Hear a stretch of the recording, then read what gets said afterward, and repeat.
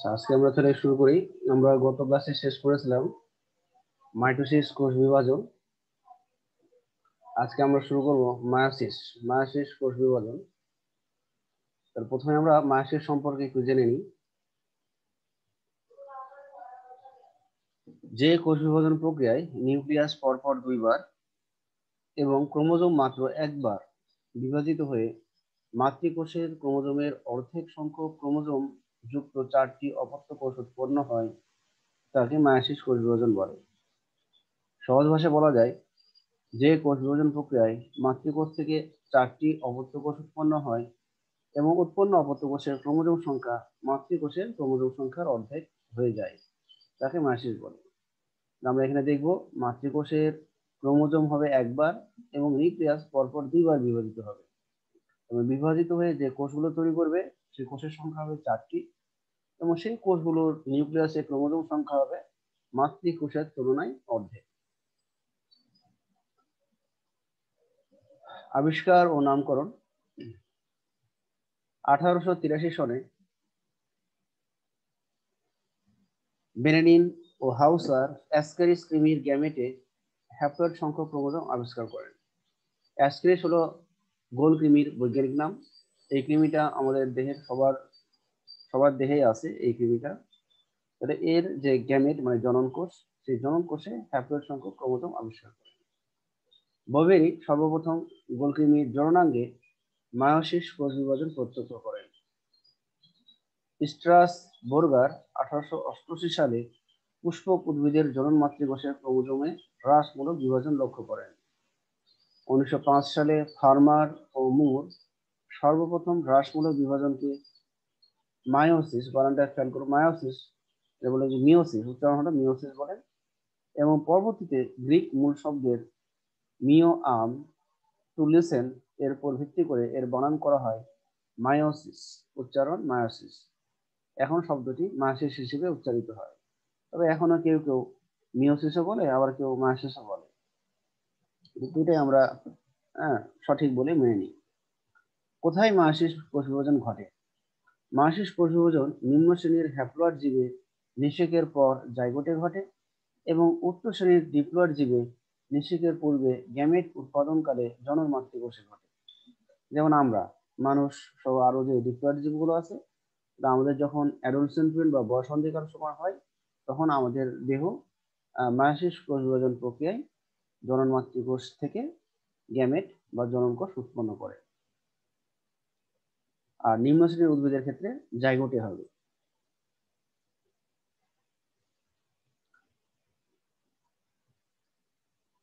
মায়োসিসের বৈশিষ্ট্য।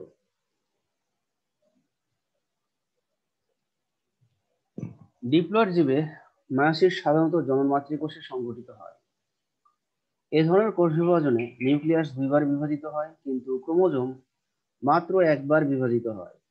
ফলে উৎপন্ন অপত্য কোষে ক্রোমোজোম সংখ্যা মাতৃকোষের ক্রোমোজোম সংখ্যার অর্ধেক হয়। প্রোফেজ 1 দীর্ঘস্থায়ী বিধায় একে 5টি উপপর্যায়ে বিভক্ত করা হয়ে থাকে। হোমোলোগাস ক্রোমোজোম জোড়া বেঁধে বাইভ্যালেন্ট গঠন করে। কাজমা সৃষ্টি হয় এবং ক্রসিং ওভার সংঘটিত হয় বলে হোমোলোগাস ক্রোমোজোমের মধ্যে জিন বিনিময় ঘটে। একটি মাতৃকোষ থেকে 4টি অপত্য কোষ উৎপন্ন হয়। ক্রোমোজোমের স্বতন্ত্র বিন্যাস ঘটে থাকে। ক্রসিং ওভার ও ক্রোমোজোমের স্বতন্ত্র বিন্যাস ঘটে বলে এই প্রক্রিয়ায় উৎপন্ন কোষগুলো কখনো মাতৃকোষে সমগুণ সম্পন্ন হয় না।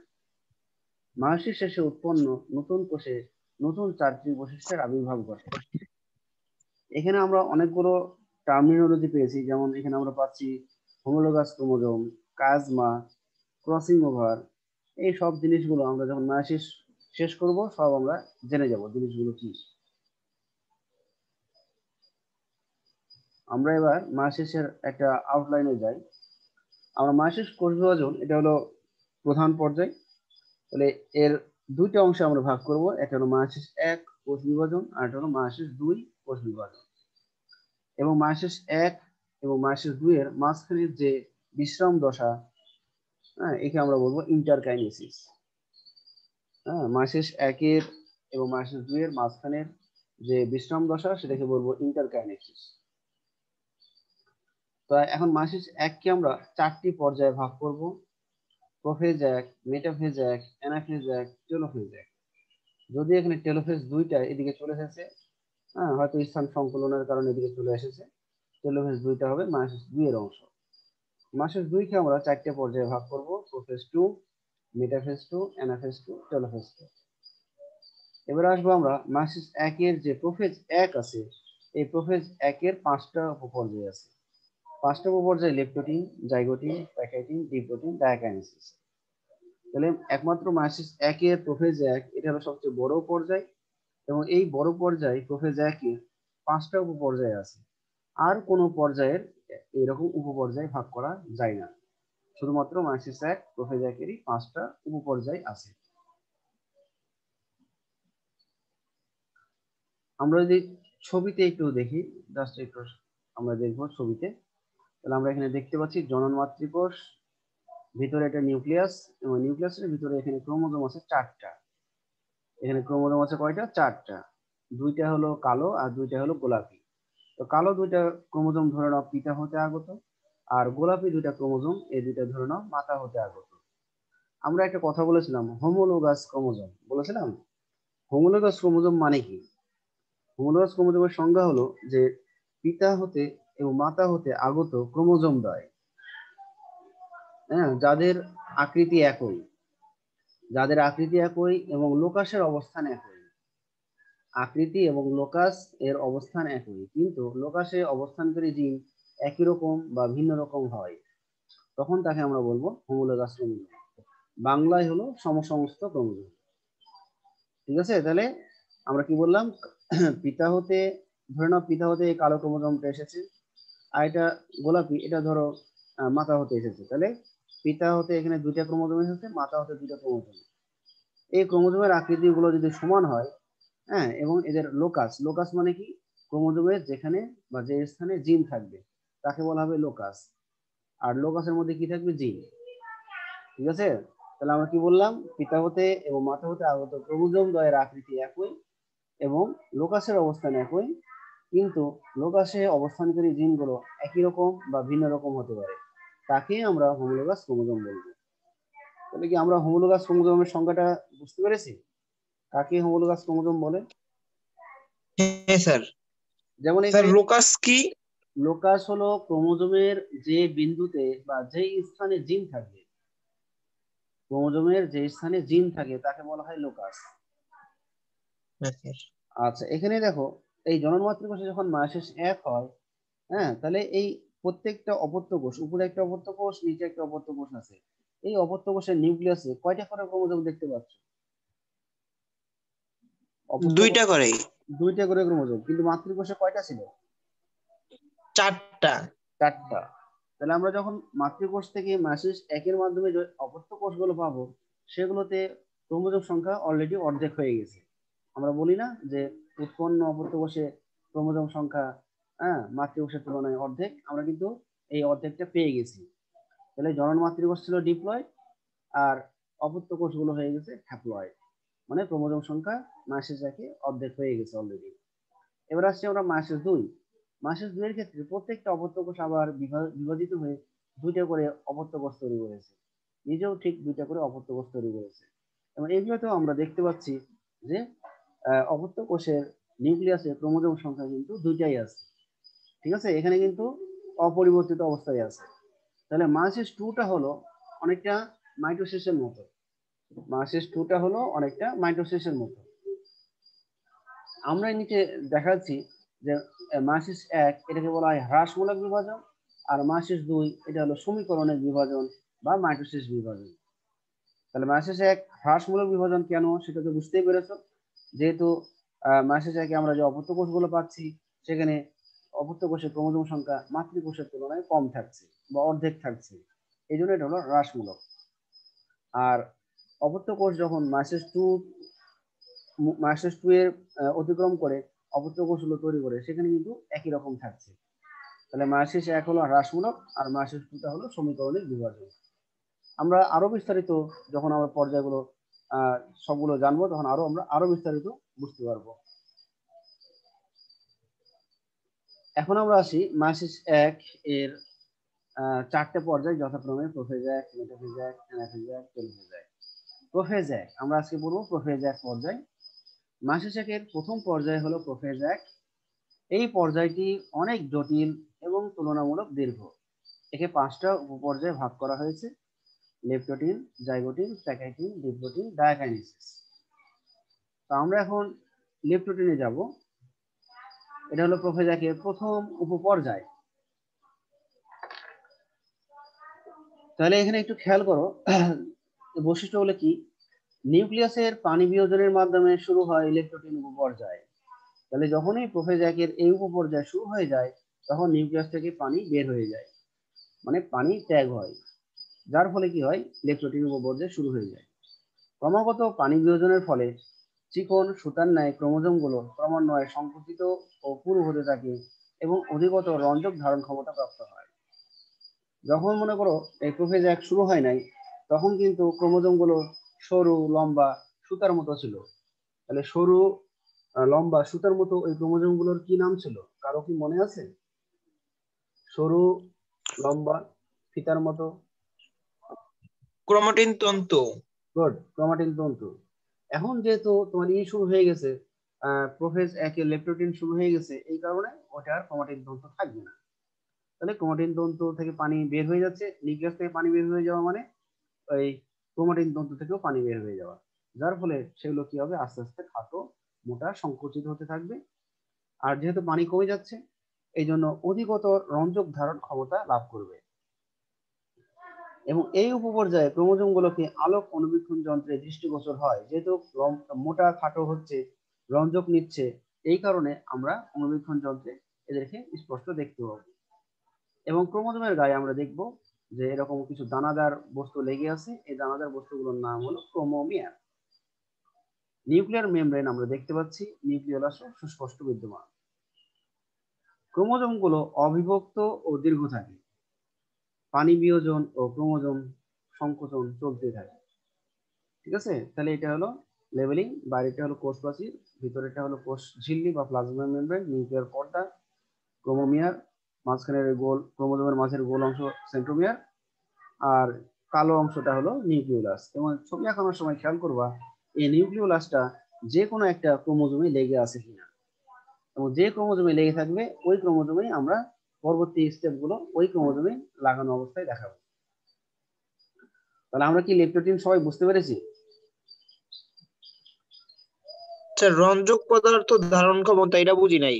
রঞ্জক মানে রং, রঞ্জক মানে রং। কারণ আমরা যখন এই স্টেপ গুলো পর্যবেক্ষণ করব তখন কিন্তু আমরা এই ক্রোমোজোম গুলো যেহেতু পানি হারিয়ে ফেলছে, হ্যাঁ, এবং ক্রোমোজোম গুলোকে শনাক্ত করার জন্য আমরা বিভিন্ন ধরনের ডাই বা বিভিন্ন ধরনের রং বা রঞ্জক হ্যাঁ দিব, যার ফলে আমরা ক্রোমোজোমকে সহজে চিনতে পারবো।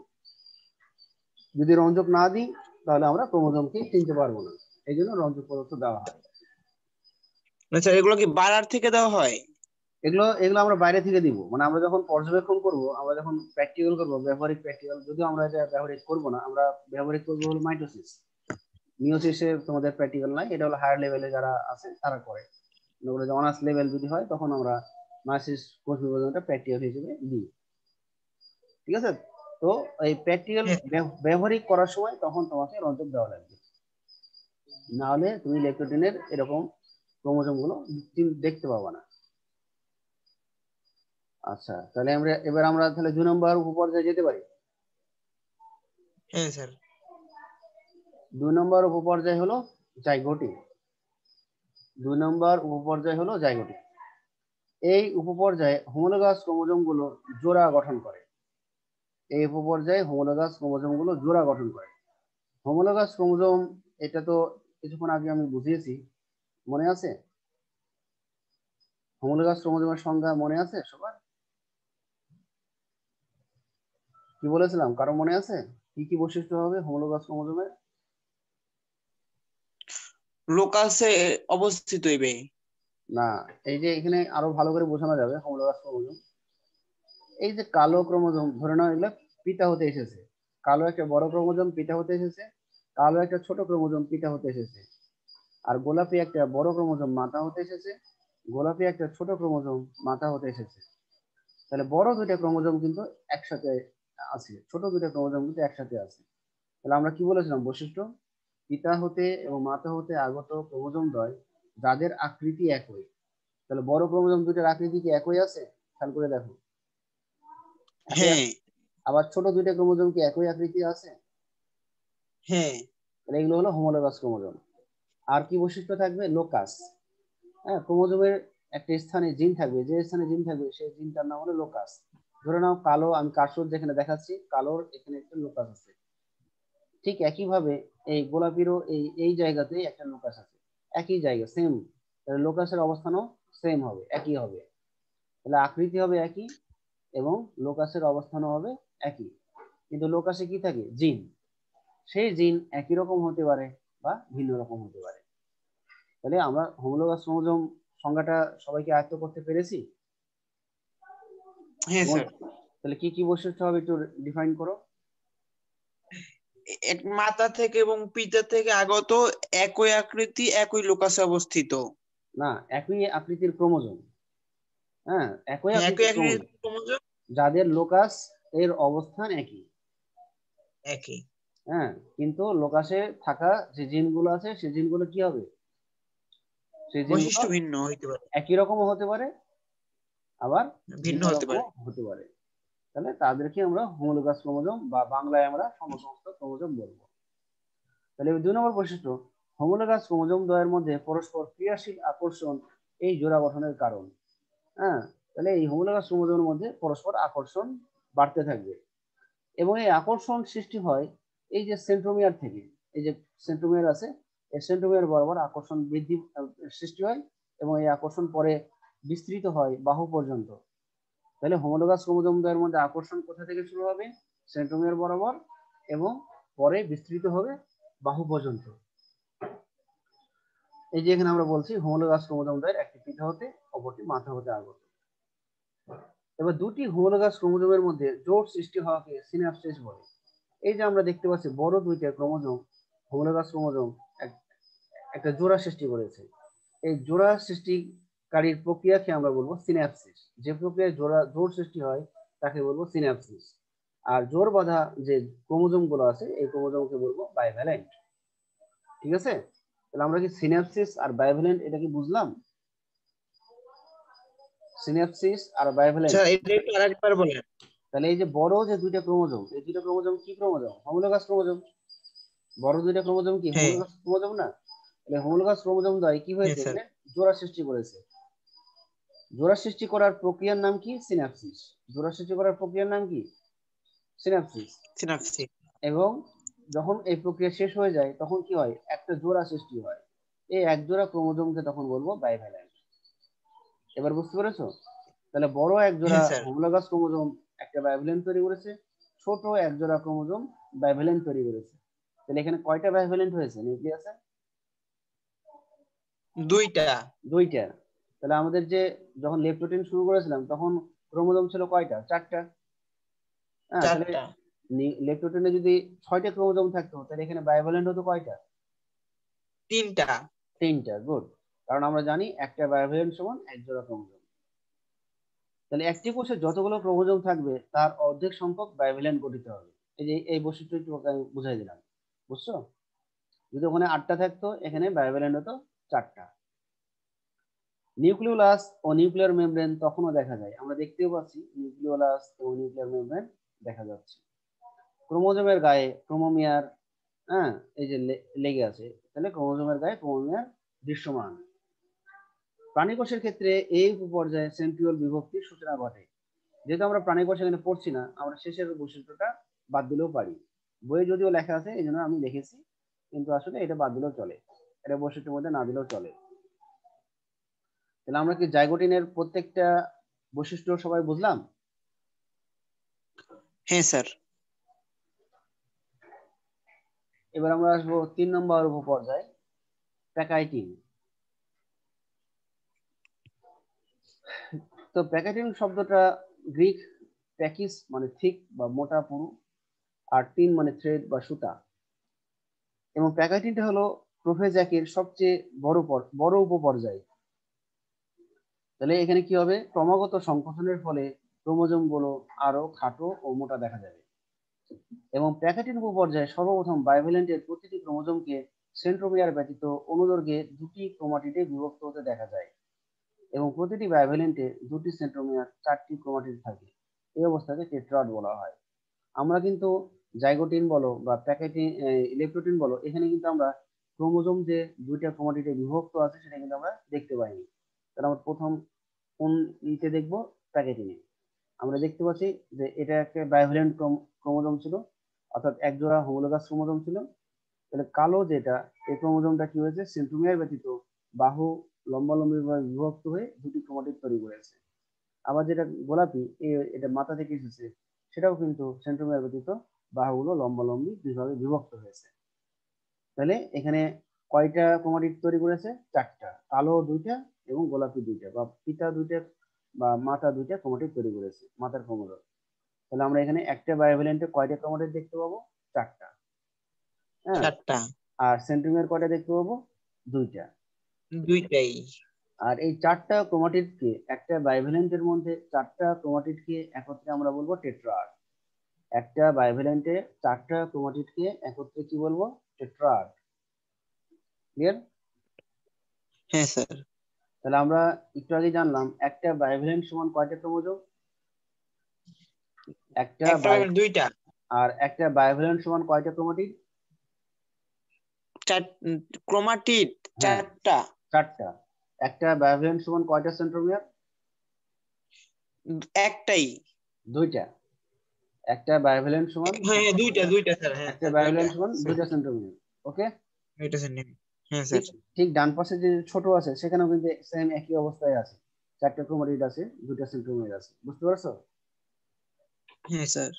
আচ্ছা, এবার দেখো, প্যাকেটিন এর পূর্বে প্রতিটি ক্রোমোজোমে দুটি করে ক্রোমাটিড দৃষ্টিগোচর হয় না, যেটা একটু আগে বললাম। এবার দেখো, কালো যে দুইটা ক্রোমাটিড রয়েছে, কালো ক্রোমোজোমের যে দুটো ক্রোমাটিড, এটা সিস্টার ক্রোমাটিড বলবো। আবার যেটা গোলাপি, মানে মাথা থেকে যেটা আসছে, সে এই একই ক্রোমোজোমের যে দুটো ক্রোমাটিড সেটা হলো সিস্টার। তাহলে আমরা বলবো কি, যে একই ক্রোমোজোমের দুইটি ক্রোমাটিড হলো সিস্টার ক্রোমাটিড।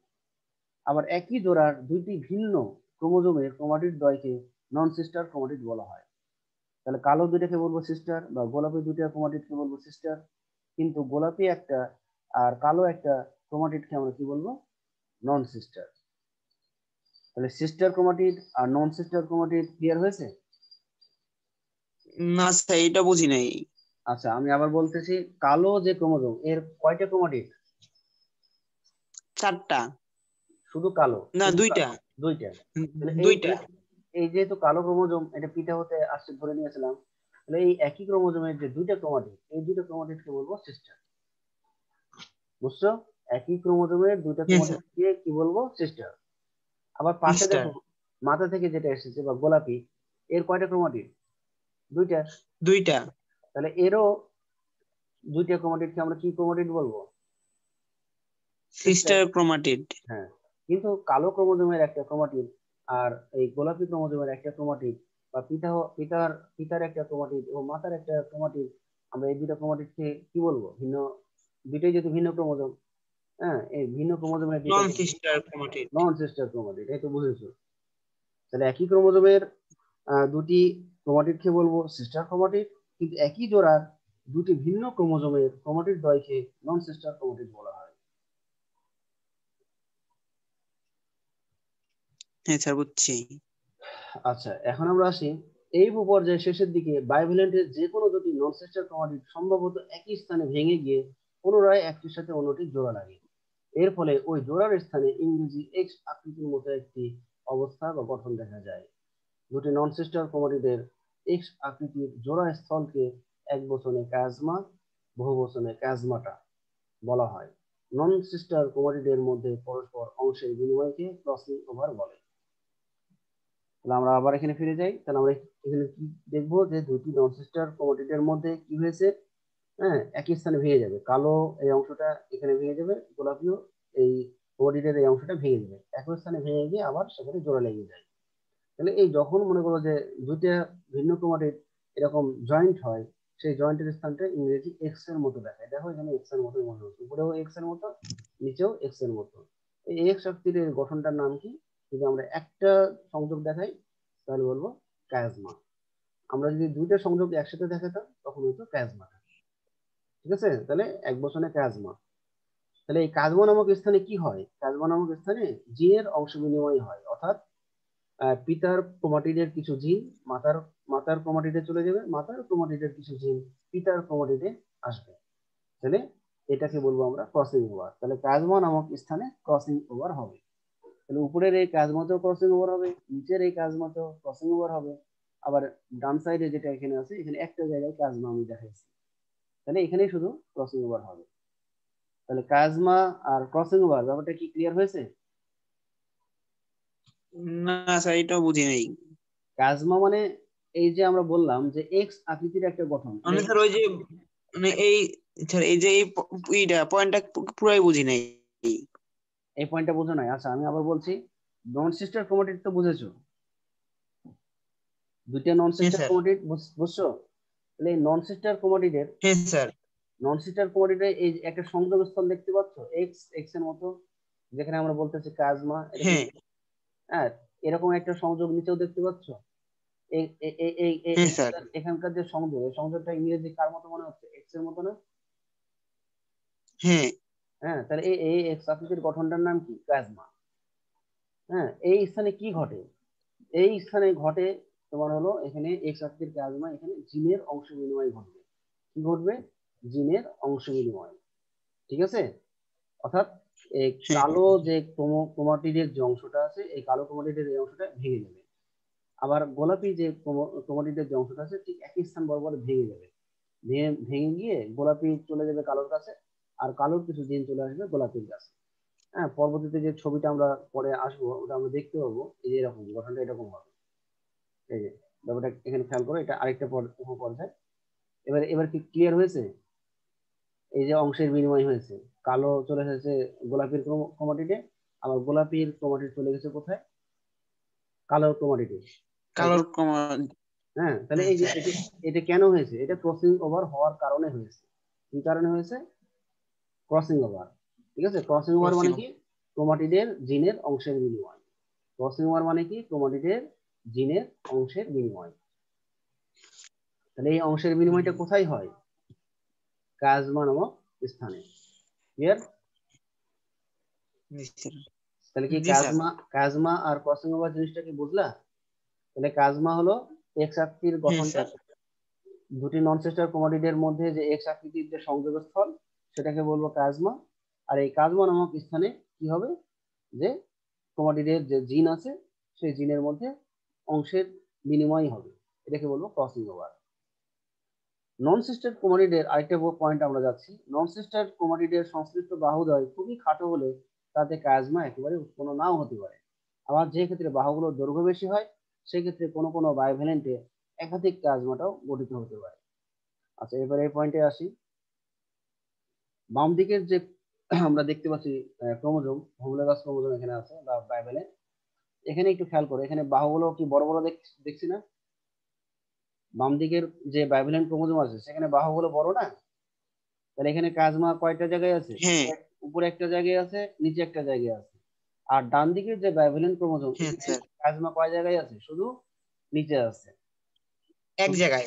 এক জায়গায়। কিন্তু উপরে কেন হলো না? কারণ উপরের যে বাহুগুলো সেগুলো কি বড় না ছোট? বড় হয় নাই, ছোট। ছোট। এই ছোট বাহু থাকার কারণে হ্যাঁ কাজমা নাও হতে পারে। ঠিক আছে, বাহু যত বেশি হবে বা যত বেশি লম্বা হবে কাজমার সংখ্যাও তত বেশি বৃদ্ধি পাবে। আমরা যেমন এখানে দেখেছি দুইটা, এই এই বাহুগুলো যদি আরো লম্বা হতো তাহলে আরো কাজমা হতে পারতো। হ্যাঁ, দুই বা ততোধিক কাজমা হতে পারতো। তাহলে ক্রোমোজোমের বাহুর উপর নির্ভর করে কাজমা হওয়ার পরিমাণ। ক্লিয়ার? ক্রোমোজোম বাহু যত বড় হ্যাঁ লম্বা স্যার। হবে, ক্রোমোজোম বাহু যত বড় লম্বা হবে কাজমার পরিমাণও তত বেশি হবে। কাজমাটা গঠনের ফলে যে ক্রসিং ওভার ঘটে তাতে ক্রোমোজোমের গুণগত পরিবর্তন সাধিত হয়। তাহলে আমরা জানি যে ক্রসিং ওভার হলে তো কিছুটা ক্রোমোজোম চেঞ্জ হয়ে গেল, তাই না? পিতার কিছু অংশ মাথায় চলে আসলো, মাতার কিছু অংশ পিতায় চলে আসলো, এই জন্য ক্রোমোজোমে আমরা গুণগত পরিবর্তন দেখতে পাবো। এই পর্যায়ে এই উপপর্যায়ে নিউক্লিওলাস ও নিউক্লিয়ার এনভেলপ দেখা যায়, আমরা তো দেখতেই পাচ্ছি এই যে নিউক্লিওলাস এবং নিউক্লিয়ার পর্দা এটা ডিপ্লোটিন দিয়েছে না, এখানে আমরা প্যাকেটিন, আমরা নিউক্লিওলাস এবং নিউক্লিয়ার মেমব্রেন দেখতে পাচ্ছি। ক্লিয়ার? তাহলে প্যাকেটিন উপপর্যায়টা সবচেয়ে বড় না, এটা খুব ইম্পর্টেন্ট, এটাও পরীক্ষায় দেয়, প্রায় দেয়। তো আমরা প্যাকেটিন তাহলে শেষ করলাম, ঠিক আছে। আমরা এবার যাব 4 নম্বর উপপর্যায়, নাম হলো ডিপ্লোটিন। গ্রিক ডিপ্লোস মানে ডবল, আর টিন মানে থ্রেড বা সুতা। তাহলে এখানে কি হবে, এই উপপর্যায়ে ক্রোমোজোম গুলো সংকোচনের ফলে আরো খাটো এবং মোটা হবে। হ্যাঁ, এবার কি হবে, বায়োভ্যালেন্টের যে ক্রোমোজোম দ্বয়ের মধ্যে পারস্পরিক বিকর্ষণ শুরু হয়। তাহলে আমরা এখানে যা, এখানে এটা কিন্তু বায়োভ্যালেন্ট ক্রোমোজোম, বাম দিকে একটা বায়োভ্যালেন্ট ক্রোমোজোম আছে, ডান দিকে একটা বায়োভ্যালেন্ট ক্রোমোজোম আছে। তাহলে এখন কি হবে, এই কালো এবং যে গোলাপি মানে পিতা এবং মাতার যে ক্রোমোজোম গুলো আছে, এদের মধ্যে কি হয়, বিকর্ষণ শুরু হয়ে যায়। আমরা এই যে দেখাইছি হোমোলোগাস ক্রোমোজোমের বিকর্ষণ। আমাদের কি মনে আছে আকর্ষণ কোথা থেকে শুরু হয়েছিল? হোমোলোগাস ক্রোমোজোম দ্বয়ের মধ্যে আকর্ষণ কোথা থেকে শুরু হয়েছিল, আমাদের কি মনে আছে? ওই কায়া জমা না না, অংশে। আকর্ষণ, হোমোলোগাস ক্রোমোজোম তো দুইটা, তাই না? এই দুইটা ক্রোমোজোমের মধ্যে আকর্ষণ কোথা থেকে শুরু হয়েছিল? শুরু হয়েছিল সেন্ট্রোমিয়ার থেকে। হ্যাঁ, এবং সেন্টোমিয়ার হ্যাঁ, থেকে। এবং পরে বিস্তৃত হয়েছিল কোথায়, বাহু পর্যন্ত। ঠিক একইভাবে বিকর্ষণও তাই হবে, যে বিকর্ষণ কোথা থেকে শুরু হবে, হোমোলোগাস ক্রোমোজোম দ্বয়ের মধ্যে যে সেন্ট্রোমিয়ার আছে, এই সেন্ট্রোমিয়ার থেকে বিকর্ষণ শুরু হবে এবং পরে বিস্তৃত হবে বাহুর দিকে, আস্তে আস্তে এই বাহু এবং এর দিকে নিচের দিকে বিস্তৃত হবে। এবং এরকম যখন বিকর্ষণ হতে থাকবে তখন বাধা পাবে কোথায়, সংযোগস্থল মানে ক্যাজমা নামক স্থানে।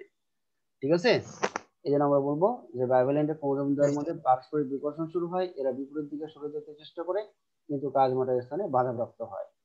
এই বিকর্ষণ একই সঙ্গে কয়েকটি স্থানে শুরু হতে পারে, তবে সাধারণত দুটি ক্রোমোজোমের সেন্ট্রোমিয়ারের মধ্যেই প্রথম এবং ব্যাপকভাবে বিকর্ষণ শুরু হয়, যেটা বললাম। এবং বিকর্ষণের ফলে দুটি কাজমাটার মধ্যবর্তী অংশে লুপ গঠিত হয়।